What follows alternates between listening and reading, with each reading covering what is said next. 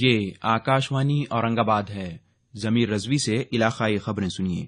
Gram panchayat کے سرپنچ کو سیدھے عوام سے منتخب کرنے کے فیصلے کو ریاستی کابینہ نے کل منظوری دے دی۔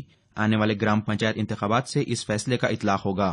اس فیصلے کا مقصد سرپنچ کے خلاف بار بار پیش کی جانے والی عدم اعتماد کی تحریکوں کی تعداد کم کرنا اور مؤثر طریقے سے گرام پنچایت کے کام کاج کو جاری رکھنا ہے۔ اس کے علاوہ 1 جنوری 1995 کے بعد پیدا ہوئے امیدواروں کے لیے سرپنچ کے عہدے کے لیے 7ویں جماعت کامیاب ہونا بھی لازمی قرار دیا گیا ہے۔ ساتھ ہی سرپنچ کے عہدے کو مزید بااختیار بنانے پر بھی زور دیا گیا ہے۔ اس کے تحت گرام پنچایت کا بجٹ تیار کر کے اسے گرام سبھا سے منظور کروانے کے اختیارات بھی سرپنچ کو دیے گئے ہیں۔ اس کے علاوہ دیہی ترقیاتی کمیٹی بھی سرپنچ کے زیر انتظام تشکیل دی جائے گی۔ ان فیصلوں سے موجودہ وارڈ نظام اور سرپنچ کے عہدے کے ریزرویشن پر کوئی اثر نہیں ہوگا۔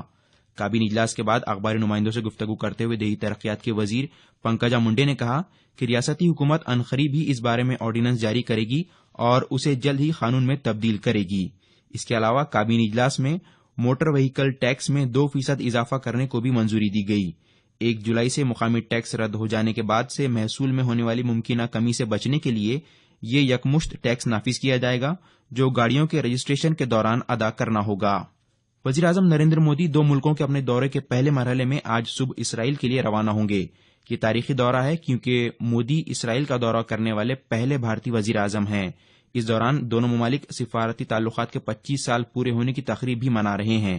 اپنے دورے کے دوران مودی اسرائیلی وزیراعظم بنجامن نیتن یاہو کے ساتھ باہمی دلچسپی کے سبھی معاملوں پر تبادلہ خیال کریں گے۔ ایک فیس بک پوسٹ میں مودی نے کہا کہ دونوں رہنما دہشت گردی جیسے مشترکہ بڑے چیلنجوں پر بھی تبادلہ خیال کریں گے۔ مودی نے کہا کہ دورے کے دوران وہ اسرائیلی معاشرے کے مختلف طبقوں سے ملاقات کریں گے۔ وزیراعظم نے کہا کہ وہ اسرائیل میں مقیم بھارت نژاد افراد کے ساتھ بات چیت کرنے کے منتظر ہیں۔ اسرائیل میں بھارت کے سفیر پون کپور نے کہا کہ مودی کے دورے سے بھارت اور اسرائیل کے تعلقات مزید مستحکم ہوں گے۔ کپور نے کہا کہ دونوں وزرائے اعظم کے درمیان تبادلہ خیال کے دوران باہمی دلچسپی کے سبھی معاملوں کا احاطہ کیا جائے گا۔ اپنے دورے کے دوسرے مرحلے میں مودی گروپ 20 کی 12ویں چوٹی کانفرنس میں شرکت کے لیے جرمنی کے شہر ہیمبرگ جائیں گے۔ آشاڑھی اکادشی آج عقیدت اور احترام سے منائی جا رہی ہے۔ سنت گیانیشور، سنت تکارام اور سنت ایکناتھ کی پالکیوں سمیت ریاست بھر سے کثیر تعداد میں ڈنڈیاں کل پنڈھرپور میں داخل ہوئیں۔ اس دوران درشن کے لیے مہاراشٹر اور پڑوسی ریاستوں سے عقیدت مندوں کی کثیر تعداد بھی موجود تھی۔ آج الصبح وزیر اعلیٰ دیویندر پھڑنویس اور ان کی اہلیہ نے وٹھل اور رکمنی کی مہا پوجا کی۔ بلڈانہ ضلع کے سندھ کھیڑ راجا کے عقیدت مند پرس رام میرت اور ان کی اہلیہ انسویا میرت نے سرکاری پوجا میں شرکت کی۔ پوجا کے بعد وزیر اعلیٰ نے کہا کہ انہوں نے ریاست میں اچھی بارش ہونے اور کسانوں کی فلاح و بہبود کی دعا کی۔ معروف اداکار مدھوکر توڑڑمل کی آخری رسومات کل ممبئی میں ادا کر دی گئیں۔ توڑڑمل لمبی بیماری کے بعد پرسوں ممبئی میں چل بسے تھے۔ ریاست کے ثقافتی امور کے وزیر ونود تاوڑے نے کل حکومت کی جانب سے انہیں خراج عقیدت پیش کیا۔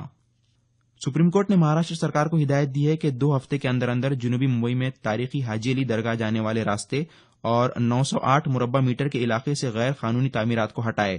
چیف جسٹس JS کھیہر اور جسٹس DY چندرچوڑ نے کہا کہ متعلقہ حکام کو ناجائز تعمیرات ہٹانے کے لیے یہ آخری موقع دیا جا رہا ہے، بصورت دیگر اس کے سنگین نتائج بھگتنے ہوں گے۔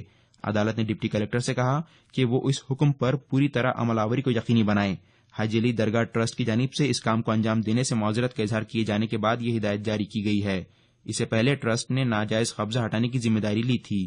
حاجی علی درگاہ 1431 میں ایک دولت مند مسلم تاجر سید پیر حاجی علی شاہ بخاری کی یاد میں تعمیر کی گئی تھی، جنہوں نے مکہ مکرمہ کا سفر کرنے سے پہلے اپنی ساری دولت ترک کر دی تھی۔ اورنگ آباد ضلع کے 48,000 طلبہ کی اسکالرشپ کے واجب الادا 68 کروڑ روپے ادا کرنے کے مطالبے کی یکسوئی کے لیے آل انڈیا اسٹوڈنٹس فیڈریشن کی جانب سے کل اورنگ آباد میں سماجی بہبود کے دفتر پر مظاہرہ کیا گیا۔ مظاہرین کا کہنا تھا کہ درجہ فہرست ذاتوں، جماعتوں اور دیگر پسماندہ طبقات کے طلبہ کو گزشتہ سال سے اسکالرشپ نہیں ملی ہے، جس سے انہیں کئی تعلیمی دشواریوں کا سامنا کرنا پڑ رہا ہے۔